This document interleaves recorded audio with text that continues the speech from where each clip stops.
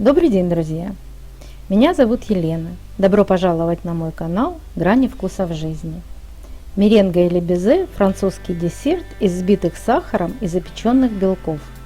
Меренга – это и самостоятельный десерт, и ее используют в составе более сложных десертов.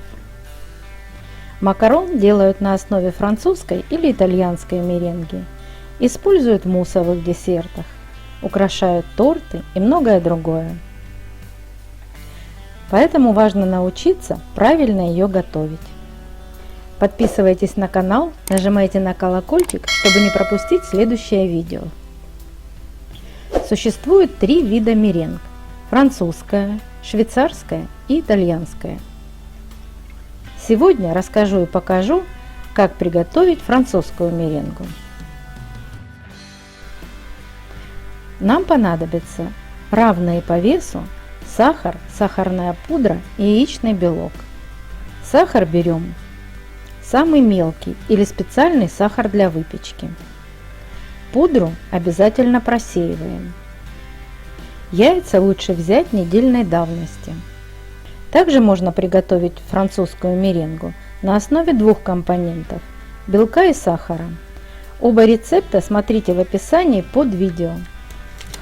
Чаша миксера и венчик, которыми будете пользоваться при взбивании меренги, должны быть хорошо обезжирены. И белок качественно отделен от желтка. Если в белок попадет небольшое количество желтка или другого жира, меренга может не взбиться совсем. Белки можно взять холодными или комнатной температуры. Считается, что белки комнатной температуры взбиваются быстрее. У меня белки комнатной температуры. Вливаем в белки в чашу миксера и начинаем взбивать на низких оборотах миксера. Постепенно повышаем скорость до средней. Если сразу начать взбивать белки на большой скорости, образуются большие пузырьки воздуха, что плохо скажется на текстуре меренги.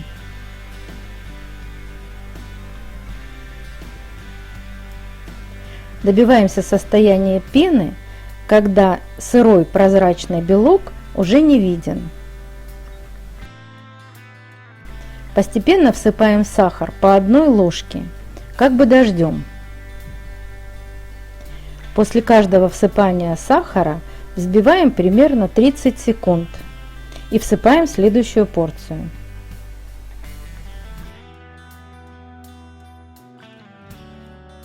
Взбиваем на средней скорости, у меня это 4. Время взбивания примерно 2-3 минуты. Должна получиться устойчивая меренга.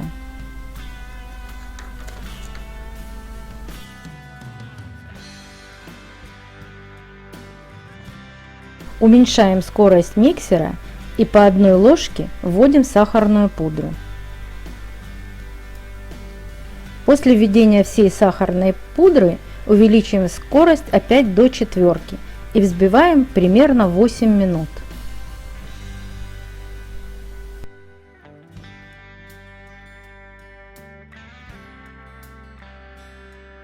Французскую меренгу невозможно перевзбить.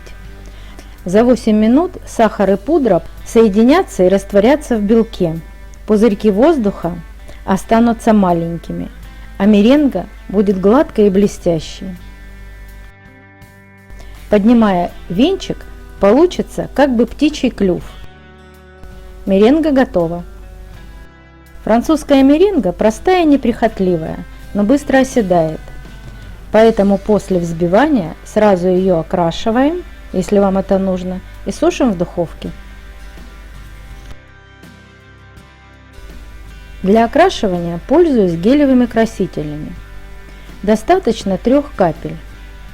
Если меренга взбита правильно, то эти 3 капли не доведут ее до жидкого состояния. Делим меренгу на 4 части. Окрашиваем в 3 цвета – розовый, голубой и желтый. Оставляем 1 часть белой. Использую две насадки, номер 333 и 8CS. Выкладываем разные цвета меренги.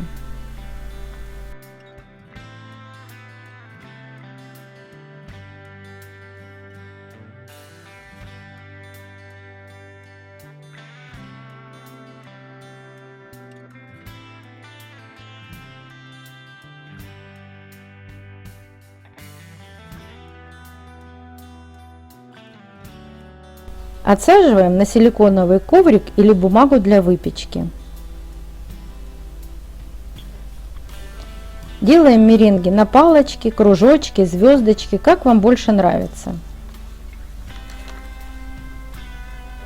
Чтобы на звездочках получались красивые хвостики, поднимаем руку медленно.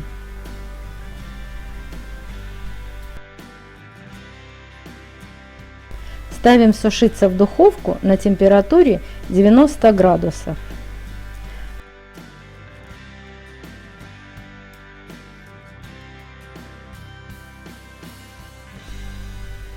Сушим 3 часа и оставляем полностью остыть в духовке. Духовки у всех разные. Если меренга меняет цвет, темнеет, у вас большая температура в духовке. Уменьшайте. Если при выпечке из меренги вытекают капельки сиропа, значит сахар не растворился в белке, то есть недовзбили меренгу. Готовое безе получается хрустящим и сухим внутри. Французская меренга очень быстро набирает влагу из воздуха, поэтому храню ее в плотно закрытых контейнерах в морозильной камере.